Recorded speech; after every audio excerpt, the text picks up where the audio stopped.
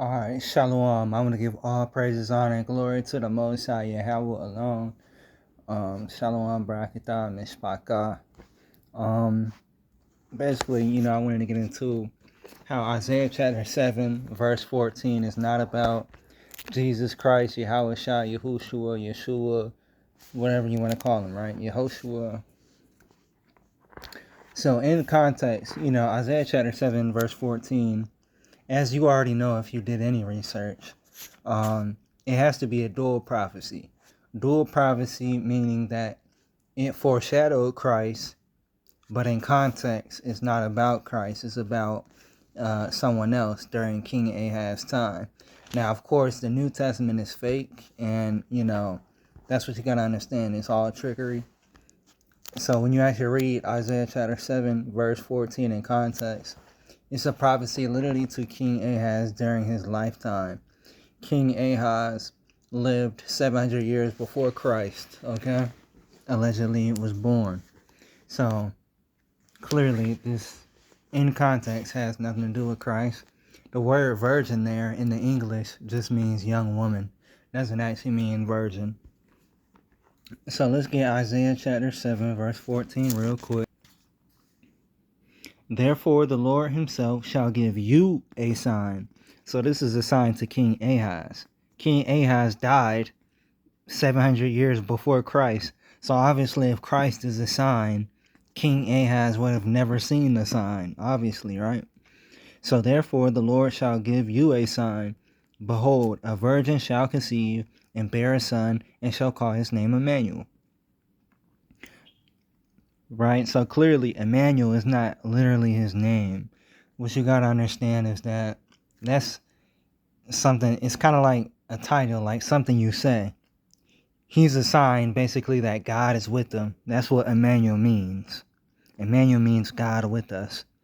So he wasn't literally named Emmanuel. That's how you say God with us in Hebrew, but they translated it like that.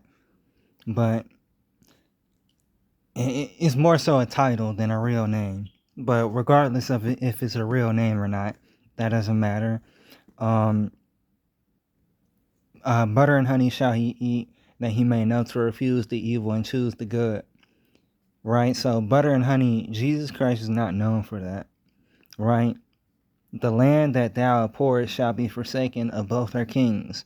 Right? So this is clearly a sign of King Ahaz, that the land will be forsaken of both their kings, and after this child is born and stuff, right?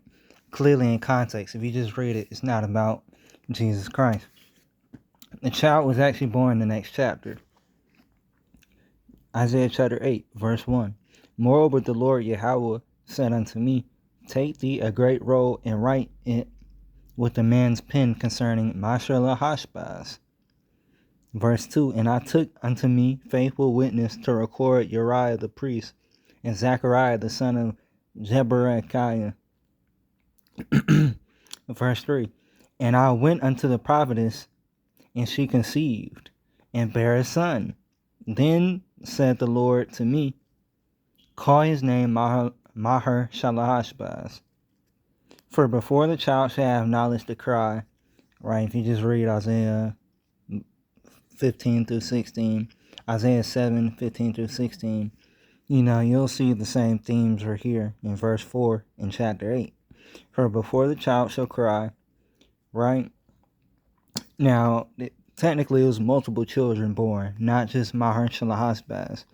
But the child was literally born the next chapter. Let's go to Isaiah chapter 8, verse 8. And he shall pass through Judah, he shall overflow and go over. He shall reach even to the neck, and the stretching out of his wings shall fill the breadth of thy land. O Emmanuel. The child was born the next chapter, y'all. And it was multiple children, not just Maher-Shalal-Hashbaz, but yeah, that's about it. Literally in context, it tells you, it's not literal. Unto us a son is given. Actually, let me get into Isaiah 9 and 7, because I wasn't planning on getting into 9 and 7, but because it's right here, because I turned the page, I'm going to get into it. Unto us a son is given. Unto us. Like I said in context, this can't be Jesus Christ. Unto us a child is given. That don't say unto us 700 years in the future. Unto us, the people standing right there in Isaiah's time, a son is given, and the government shall be upon his shoulder, and his name shall be called Wonderful Counselor, the Mighty God, the Everlasting Father, the Prince of Peace. Excuse me. For one, I believe right here in the Hebrew, this is El Gabor, so that's not, exclusive to the Most High God. It's just a title.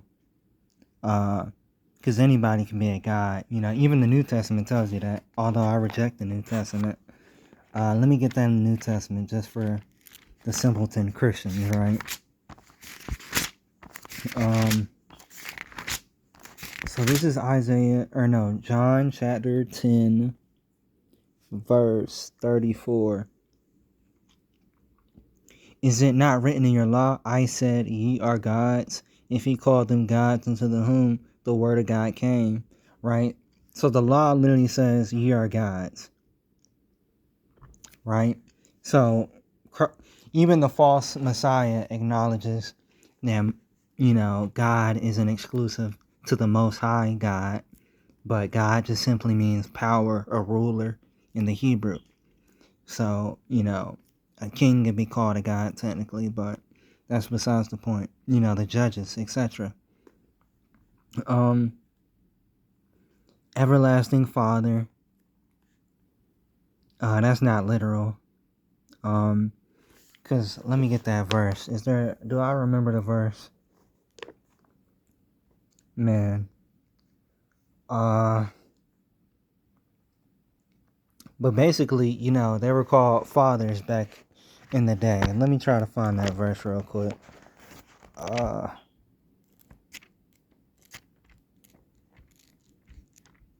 Basically, though, if like rabbi or father, because the Catholics call the priest father, but it's not literal. Back in the times of Israel,